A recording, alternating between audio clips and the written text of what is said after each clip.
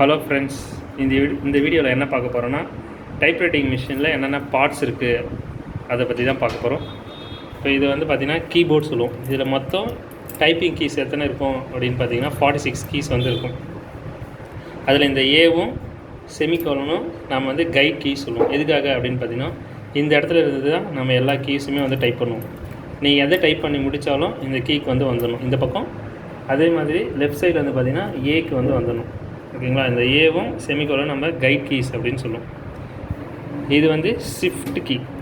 எதுக்காகனா கேபிட்டல் அடிக்கிறதுக்காக. இது வந்து இது வந்து லெஃப்ட் ஷிஃப்ட் கீ, இது ரைட் ஷிஃப்ட் கீ. இது வந்து caps lock or shift lock சொல்லுவோம். இது நீ லாக் பண்ணிவிட்டு டைப் பண்ணிங்கன்னா எல்லாமே வந்து உங்களுக்கு கேபிட்டலில் தான் கிடைக்கும். லெட்டர்ஸ் எல்லாமே டைப் ஆகும். ஸோ ஒவ்வொரு லெட்டராக வந்து நம்ம கேபிட்டல் அடிக்கணும்னா இது ஒவ்வொருத்தையும் அழுத்தி பிடிச்சி அடிக்கணும். அதுக்காக யூஸ் பண்ணுறது தான் இந்த லெஃப்ட் ஷிஃப்ட் கீ, இது ரைட் ஷிஃப்ட் கீ. அடுத்து நாம் பார்க்க போகிறது இது என்ன அப்படின்னு பார்த்தீங்கன்னா ரிப்பன் பொசிஷன் இண்டிகேட்டர் சொல்லுவாங்க. இதில் மொத்தம் 4 பொசிஷன் இருக்கும். ஸோ இந்த ரிப்பன் வந்து இங்கே இருக்க ரிப்பன் வந்து எந்த இடத்துல இருக்கணும், மேலே இருக்கணுமா கீழே இருக்கணுமா, அது வந்து நம்ம மென்ஷன் பண்ணுறதுக்காக யூஸ் பண்ணுறது தான் இந்த ரிப்பன் பொசிஷன் இண்டிகேட்டர். அடுத்து இது டேப்லெட்டர் பார் அப்படின்னு சொல்லுவாங்க. இது வந்து மார்ஜின் ரிலீசர். ரைட் மார்ஜினை வந்து ரிலீஸ் பண்ணுறதுக்காக யூஸ் பண்ணுற கீ வந்து இது மார்ஜின் ரிலீசர் சொல்லுவாங்க. இது வந்து கீ ரிலீசர். எதுக்காகனா 2 கீ இப்படி ஒன்றோட ஒன்று மாட்டிக்கிச்சுன்னா அது ரிலீஸ் பண்ணுறதுக்காக யூஸ் பண்ணுறது தான் இந்த கீ. இது பேக் ஸ்பேஸ் கீ. எதுக்காகனா நம்மளோட கேரேஜை வந்து ஒரு லெட்டராக பேக் போகிறதுக்காக யூஸ் பண்ணுற கீ வந்து பேக் ஸ்பேஸ் கீ. நம்ம கம்ப்யூட்டரில் யூஸ் பண்ணுவோம் பார்த்தீங்களா, அது மாதிரி தான். அடுத்து நம்ம பார்க்க போகிறது இதுதான். இது எதுக்காக அப்படின்னு பார்த்தீங்கன்னா கேரேஜ் ரிட்டன் லிவர்னு சொல்லுவாங்க. எதுக்காகனா நம்ம டைப் பண்ணி முடிச்சதுமே திரும்ப ரிட்டன் பொசிஷனுக்கு வரதுக்காக யூஸ் பண்ணுறது தான் அந்த கேரேஜ் ரிட்டன் லிவர். ஓகேங்களா? இது வந்து என்னென்னு சொல்லுவாங்கன்னா கேரேஜ் ரிலீஸ் லிவர்னு சொல்லுவாங்க. இப்படி வச்சுட்டு நீங்கள் இழுத்திங்கன்னா வரவே வராது, டைப் பண்ணும்போது மட்டும்தான் வரும். அது மாதிரி இல்லாமல் உங்களுக்கு ஈஸியாக வரணும்னா இதை அழுத்தி பிடிச்சி இப்படி கொண்டு வரணும். அதனால தான் அது என்ன சொல்கிறோன்னா கேரேஜ் ரிலீஸ் லிவர்னு சொல்லுவோம். இது வந்து பேப்பர் இண்டிகேட்டர். பேப்பரோட ஃப்ரண்ட் பொசிஷன் வந்து ஸ்டார்டிங் பொசிஷன் எங்கே இருக்குது அப்படின்றத இண்டிகேட் பண்ணுவோம். இதுதான் பேப்பர் பொசிஷன் இண்டிகேட்டர். இது வந்து பெயில் ராட் ஸ்கேல்னு சொல்லுவோம். இங்கே ஒரு ஸ்கேல் இருக்கும், அதே மாதிரி இங்கே ஒரு ஸ்கேல் இருக்கும். இது பேப்பருக்கு மேலே இருக்கும் இந்த ஸ்கேல் வந்து. அடுத்து இது என்ன சொல்லுவோம் அப்படின்னு பார்த்தீங்கன்னா தம்ப் வீல்னு சொல்லுவோம்.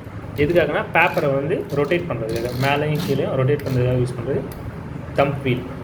அடுத்து இது வந்து line indicator, line position indicator சொல்லுவோம். எதுக்காகனா இது என்ன லைன் ஸ்பேஸில் இருக்குது அதை வந்து இது மென்ஷன் பண்ணும். இப்போ 1ல் வச்சிங்கன்னா 2 லைனுக்கு நடுவில் வந்து 1 ஸ்பேஸ் வரும். 1.5 2 2.5 3 இது மாதிரி 5 பொசிஷன் வந்து மொத்தம் இருக்குது லைன் ஸ்பேஸில். அடுத்து நம்ம பார்க்க போகிறது என்ன அப்படின்னு பார்த்தீங்கன்னா மார்ஜின்ஸ். இது வந்து லெஃப்ட் மார்ஜின் சொல்லுவோம். எதுக்காகனா இது எங்கே செட் பண்ணுறீங்களோ அதை தாண்டி வந்து நம்மளோட கேரேஜ் வந்து மூவ் ஆகாது. பாருங்கள், நான் இப்போ 10ல் செட் பண்ணியிருக்கேன்னா 10 தாண்டி நம்மளோட கேரேஜ் வந்து அந்த பக்கம் போகாது. இது வந்து லெஃப்ட் மார்ஜின். இது ரைட் மார்ஜின் சொல்லுவோம். இதுவும் அதே மாதிரி தான். எங்கே செட் பண்ணுறீங்களோ அதை தாண்டி நம்மளோட கேரேஜ் வந்து மூவ் ஆகாது. சரிங்களா? அடுத்து நம்ம பார்க்க போகிறது பேப்பர் ரிலீசர். இது எதுக்காக அப்படின்னா நீங்கள் பேப்பரை வச்சுட்டு ரொட்டேட் பண்ணுறீங்க எல்லாமே பண்ணும்போது பேப்பரை வந்து ஈஸியாக வந்து நம்ம எடுக்க முடியாது. ஆனால் அது வந்து ஈஸியாக எடுக்கணும் அப்படின்னா இதை வந்து ரிலீஸ் பண்ணணும். ரிலீஸ் பண்ணிவிட்டு நீங்கள் எடுத்தீங்க அப்படின்னா பேப்பர் வந்து ஈஸியாக வந்துடும். அரேஞ்ச்மெண்ட்டுக்கும் அதை நம்ம வந்து யூஸ் பண்ணிப்போம். ஓகேங்களா? அடுத்து நம்ம பார்க்க போகிறது என்ன அப்படின்னு பார்த்தீங்கன்னா இதுதான் டைப் பார் அப்படின்னு சொல்லுவோம். நம்ம இந்த டைப் பார் எங்கே இருக்கோ அந்த பொசிஷனில் தான் நம்ம டைப் பண்ணுற லெட்டர்ஸ் வந்து பிரிண்ட் ஆகும். எக்ஸாம்பிள் பார்த்தீங்கன்னா இப்போ நான் ஒரு லெட்டரை ப்ரெஸ் பண்ணுறேன் அப்படின்னா அந்த லெட்டர் அந்த டைப் பாருக்கு நடுவில் போய்ட்டு தான் படும். ஸோ உங்களோட டைப் பார் எங்கே இருக்கோ அதுதான் உங்களோட கரண்ட் பொசிஷன்.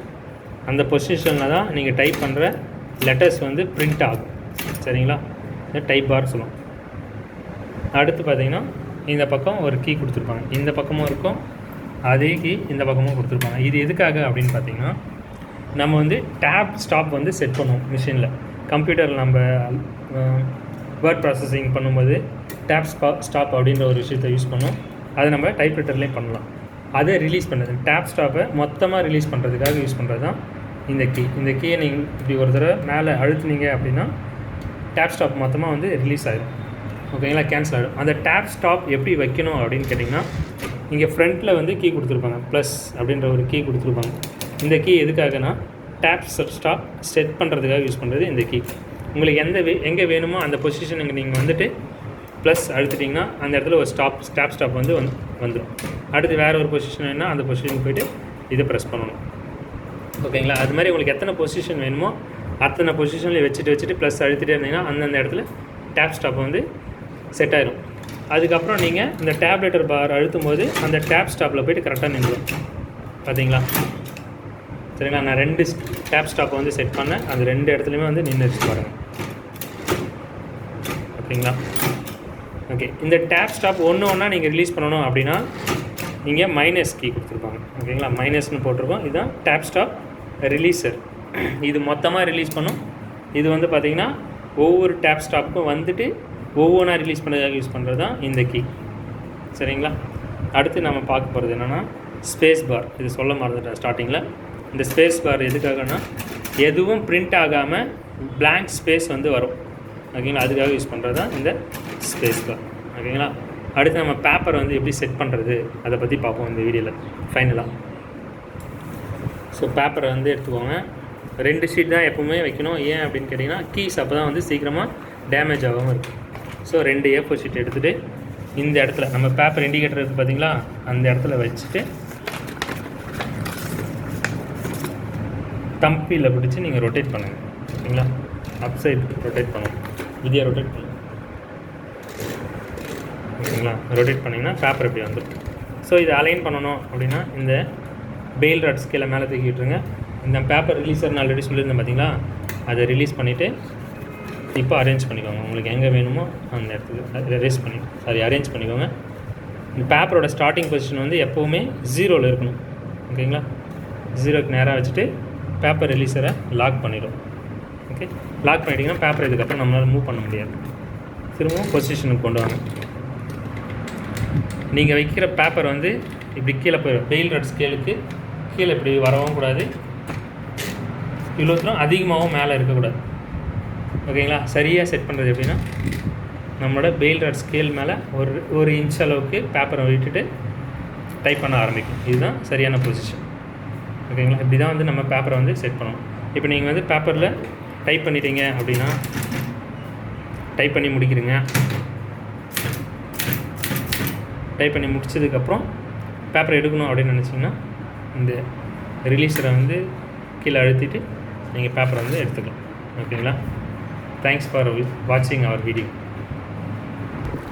ஃப்ரெண்ட்ஸ், இந்த வீடியோ உங்களுக்கு பிடிச்சிருந்தது, உபயோகமாக இருந்தது அப்படின்னா நம்ம சேனலை சப்ஸ்கிரைப் பண்ணிக்கோங்க. மறக்காமல் பெல் ஐக்கானை கிளிக் பண்ணுங்கள், லைக் பண்ணுங்கள், உங்கள் ஃப்ரெண்ட்ஸ் கூட ஷேர் பண்ணுங்கள். அப்போ தான் நம்ம போடுற அடுத்தடுத்த வீடியோ கண்டினியூவாக உங்களுக்கு நோட்டிஃபிகேஷனாக வந்துட்டு இருக்கும். இதுக்கப்புறம் நம்ம டைப்ரைட்டிங் சீரீஸ் ஆரம்பிக்க போகிறோம். எப்படி டைப்பிங் பண்ணணும் அப்படின்றத ஒவ்வொரு லெசனாக நம்ம கொடுக்கலான்னு இருக்கோம். உங்களோட சப்போர்ட் நம்ம சேனலுக்கு தேவை ஃப்ரெண்ட்ஸ். தேங்க்யூ.